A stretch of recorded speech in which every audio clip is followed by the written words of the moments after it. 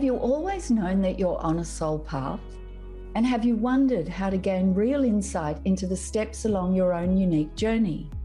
Welcome everyone, I'm Sarah Main, and thank you for joining me on Damayanti, the show for your soul. I'm so glad to have you along. Damayanti means peace and calm. Damayanti sheds a light for your soul through the wisdom that shines in the universal language of Sanskrit. Damayanti is the show that speaks to your soul, connects with your soul, and enriches your soul. Join me now on Damayanti, the show for your soul, and be inspired and uplifted by the beautiful light of this profound, timeless wisdom.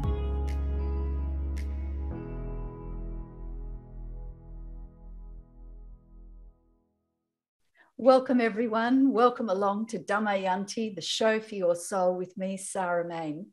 And today we're going to be talking about coming home to myself. That's right, coming home to myself.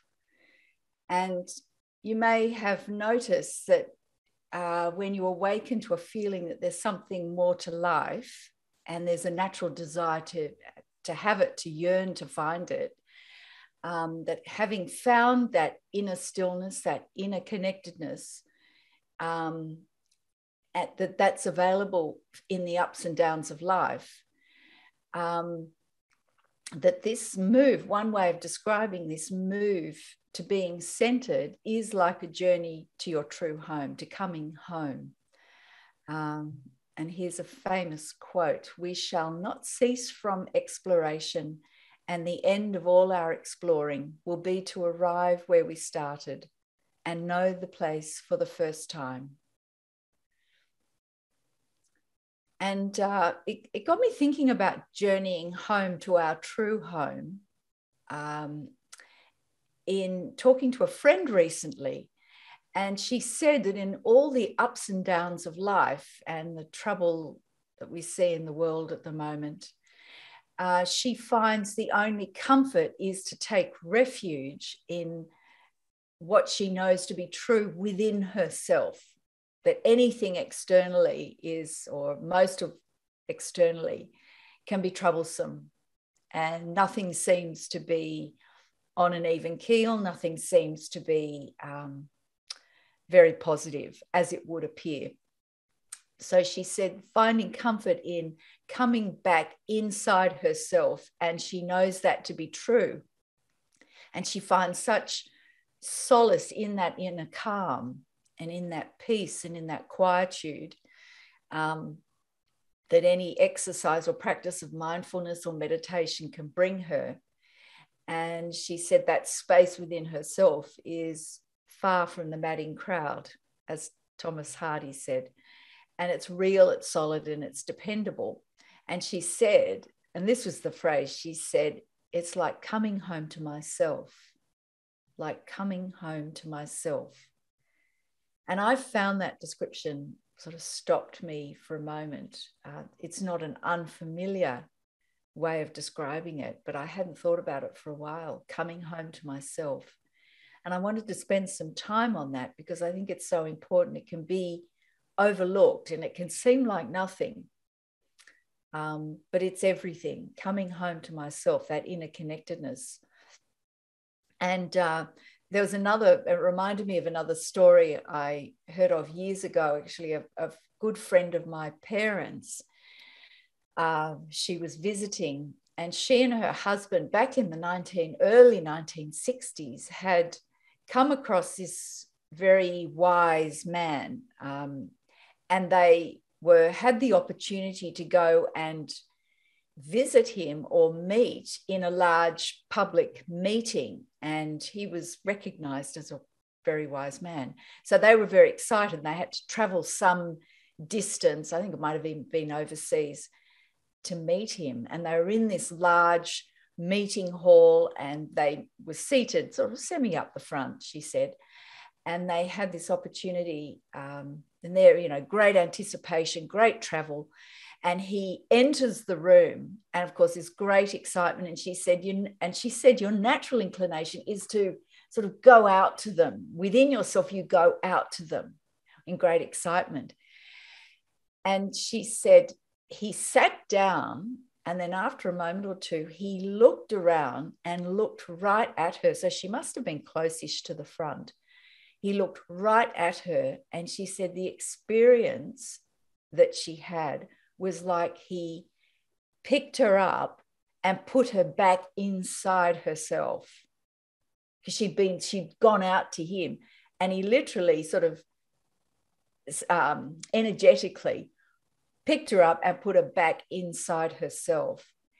And she just felt anchored within herself and unmoved. And then he looked away and continued the meeting. And that made such an impression on me, because that's an example of coming home to myself. So it's such a lovely way of expressing a universal yearning that we all have to find our way back to a place within ourselves of deep connection to other people in the world around us. And it's often likened to a journey. We don't always have someone who sort of metaphorically picks us up and puts us back inside ourselves. Because it seems like a journey, because we seem to start from one place, one state of being, and we end up in another.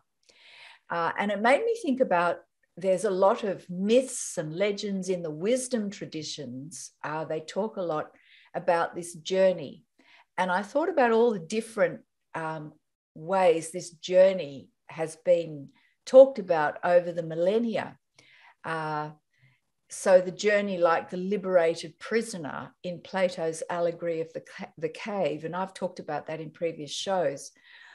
And we journey from a state of limitation to one of freedom, from darkness to light, or so it would appear. This journey home has been symbolically told again and again in so many traditional stories and legends. And sometimes the journey can be perilous and fraught with danger in these stories. And the traveller needs to use their strength and their wits to overcome perils to arrive at their destination. And then if you take the Greek epic, the Odyssey, for example, so that was Plato. Now we go into the Odyssey. Odysseus and his companions face incredible mortal dangers and beguiling temptations on their way home after 10 years fighting in the Trojan War. And even when he gets home, Odysseus's trials are not over. He still has to conquer all the sort of parasitic suitors who are competing for his wife Penelope's hand, because they think Odysseus is dead.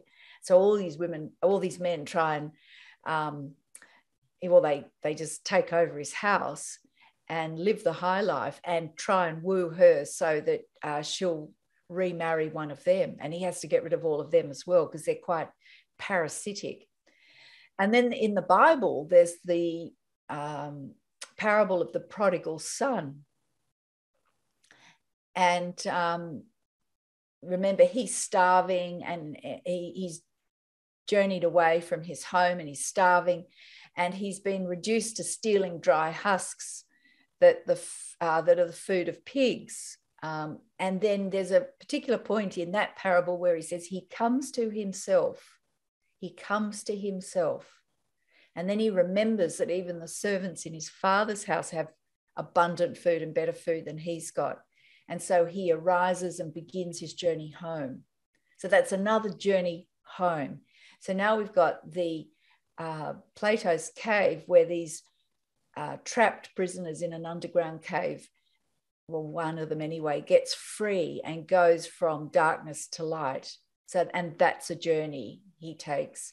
You've got Odysseus coming home and then having to continue his work, his trials and tribulations to get rid of all these suitors out of his home. And that home is also symbolic. Then you've got the prodigal son from the Bible. And then there's the pilgrim called Christian in The Pilgrim's Progress, written by John Bunyan. And that was written in 1678. And it came to him in a dream. And the title of the book is actually The Pilgrim's Progress from This World to That Which Is to Come. And he's not exactly heading home. He has a vision of a higher dwelling place and an ascension. And that drives him on past perils very similar to that of Odysseus. And he faces things like the city of destruction and doubting castle and so on. but he's still journeying to a place that he ultimately wants to dwell. And then even you take the brothers Grimm in Grimm's fairy tales, you've got Hansel and Gretel, Sleeping Beauty and Snow White, and a myriad other characters, and they're lost in dark forests often, or they're exiled from their homes. And they yearn to find their way back, particularly Hansel and Gretel, right? They yearn to find their way back through a dark forest. And all of these images and stories are metaphors for this journey back to ourself, within ourself. And think of that woman in that big meeting where that wise man, literally, she said, felt like he picked her up and put her back inside herself. But all these stories are our story. This is our story. That they're allegories of our journey through life. And this is true even for those of us with warm, loving families and comfortable homes surrounded by a close community of friends. Often there can be this niggling feeling that something's missing in our lives. And that's a common experience for those who seek higher energy, higher wisdom, a higher vibration, spiritual wisdom and fulfillment, some sort of connectedness, something. And even the words to describe it seem inadequate. That's why I use a range of them. And that sense of being, that being something more to life can strike those whose circumstances from a worldly point of view are pretty good.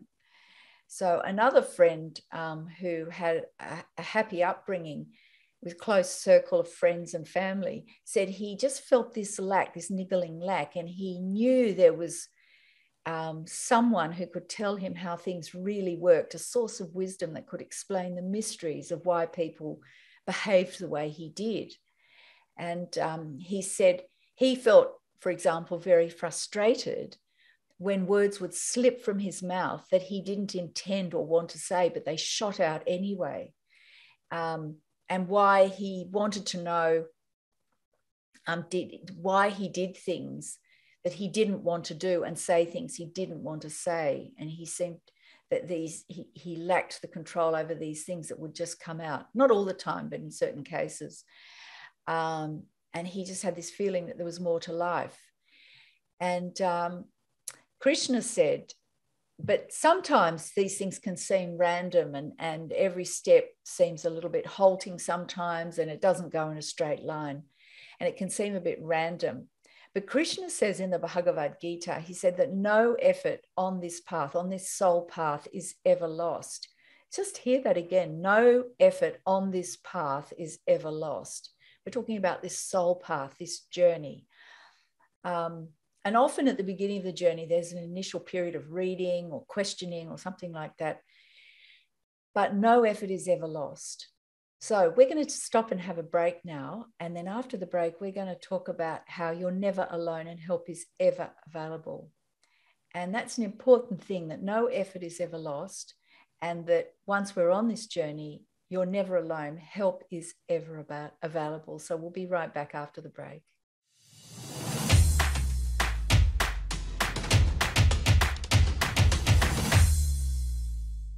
Welcome back, everyone. Welcome back to Damayanti, the show for your soul. And today we're talking about coming home to myself. And before the break, I was talking about this journey, this apparent journey that we take, where we awaken to something. There's just something more. And that it starts us on a journey. And often those initial periods, there's reading or studying or questioning, can be a bit random. But remember, Krishna said in the Bhagavad Gita that no effort on this path is ever lost, this soul path. And my teacher, spiritual teacher, said that the student brings forth the teacher, that the inquiry calls forth the answer. And remember, Jesus said in the Bible, ask and it shall be given you, seek and you shall find, knock and it shall be opened unto you. So this is incredibly good news. It tells us that the inquiry and the effort we make on the path to ultimate peace and freedom will bear fruit. So notice, however, that we have to act first, We have to ask, seek and knock. the door won't open unless we lift our hand and knock. And the good news is we don't have to knock very loudly, but we do have to knock. And sometimes there are multiple doors. There's an inner door and another inner door, and we just knock at each point. But the help, and the other good piece of news is that the help and the guidance on the journey is always there. It's ever available, and it can come in a sort of dizzying array of forms. So it can be most unexpected, and to recognize that that's exactly the help and guidance that you need at the time. You need to be awake and aware. In my experience, when I was teaching, often it came in out of the mouth of one of the children, and they said something or they did something, and there was a lesson in it that I needed to learn. And it was for them too, but there was something that I needed to learn as well. So if you're open to it, the guidance is ever available and comes in lovely forms, sometimes unexpected forms.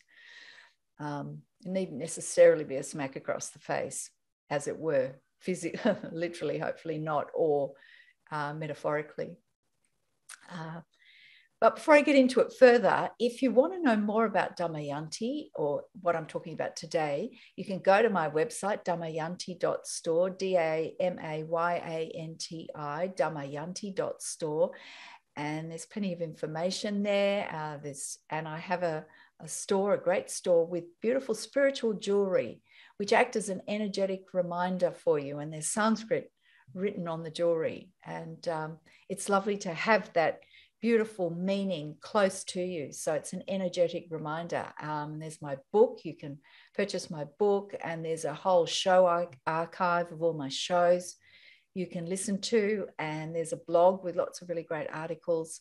And I'm also on social media, Facebook and Instagram, and I think these shows are on YouTube, and you can get in touch with me. There's an email on the website as well. So go to my website, damayanti.store, to find out more.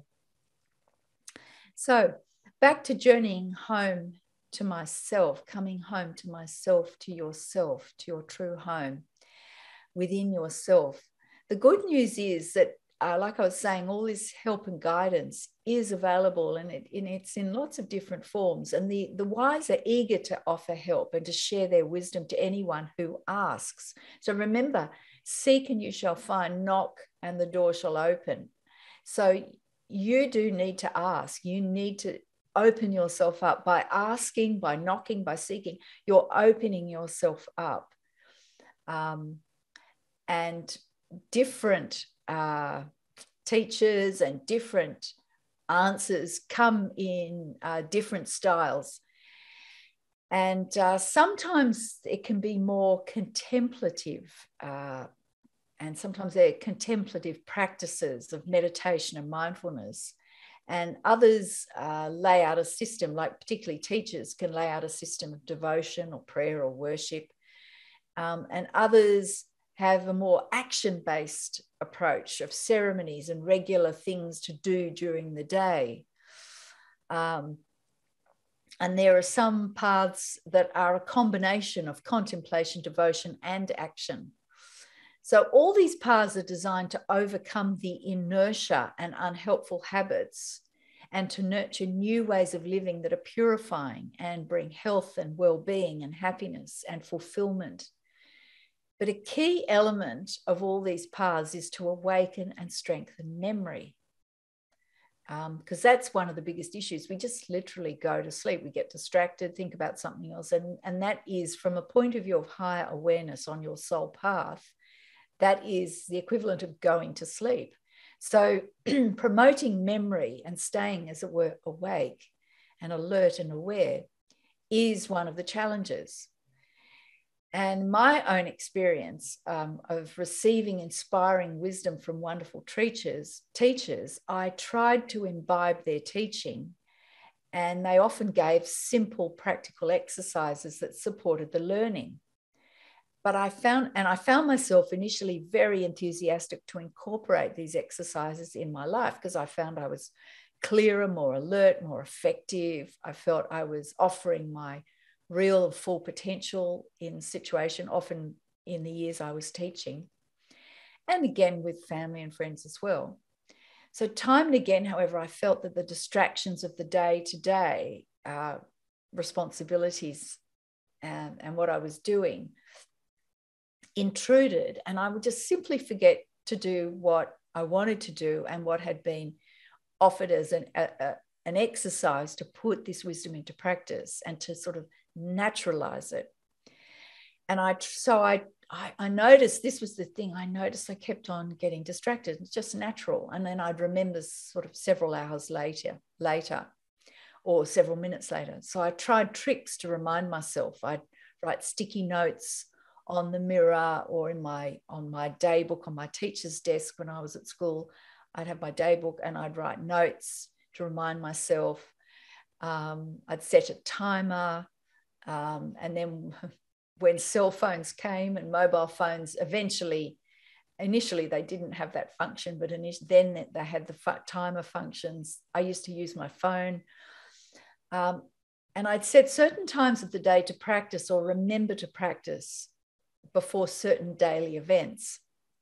And one simple practice was to stop before meals and come to myself and fall still and acknowledge the gift of the meal. And I still do this to this day. And it not only focuses the attention and promotes memory, but in the case of the meal, it also elevates the meal from an ordinary habitual thing to a special thing. And you realize it's a gift. But the main point I want to make here is it's the strengthening of memory is a vital part of assimilating any teachings of the wise or any realization you've had along your way. It's strengthening that memory to stay in that energy, in that vibration of positivity, in that energy that is ascending and enlivening, rather than just going to sleep into habit that is often limiting. So all the efforts I made to strengthen my own memory have borne fruit, and the access to inner stillness and focused attention are now readily available and almost habitual. And my husband and I were discussing this issue and how we could help others to strengthen memory, because it is an issue, and it is one that I think sometimes doesn't get enough attention. And so we considered this conundrum and the enthusiasm for the path laid out by our wise teachings, coupled with the forgetfulness to due to life's distractions. And we wanted to provide something that could carry, that you could carry and wear, something that had meaning, and that would give someone, as my friend said, an energetic reminder. And I also have this deep love of Sanskrit for its beauty, its richness of meaning, its universal wisdom, and the concepts that it expresses. So I pondered on this, how I could use Sanskrit to be that energetic reminder.